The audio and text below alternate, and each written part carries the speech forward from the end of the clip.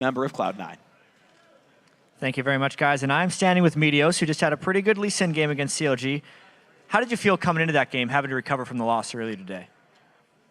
Before the match, we were sort of just going into this expecting to lose because none of us think we're very good right now, and we're not. So we have a lot to work on, and the loss to Complexity made us kind of sad, but I don't know. We did our best. We didn't really go into it with any expectations, and it worked out. Yeah, and you say you were expecting to lose that game because you're not very good right now. A lot to improve on. What specifically are you going to be improving on before week 2?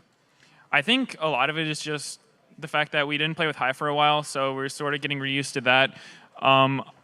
I don't know. We're just not as good as we used to be. We're like losing a lot of fights that we would normally feel like we should win, and it basically just comes from we need to play more and practice a lot more. So I think missing a lot of practice sort of hurt us.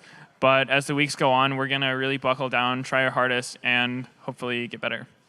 I mean, how much of the learnings will you be able to reapply once you get back to your practice from All-Stars, for instance? Because obviously you're a little bit out of practice, but that must have been a positive experience for you guys.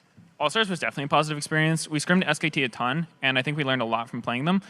But we're just sort of trying to work out our own stuff right now. So it was helpful to go over there, but I think missing practice with High hurt more than we gained from All-Stars, so it'll take a bit. It's a balancing act. And there's a lot of strength in North America with all the roster changes. What was kind of your biggest surprise takeaway from the other teams in the Super Week? Final question.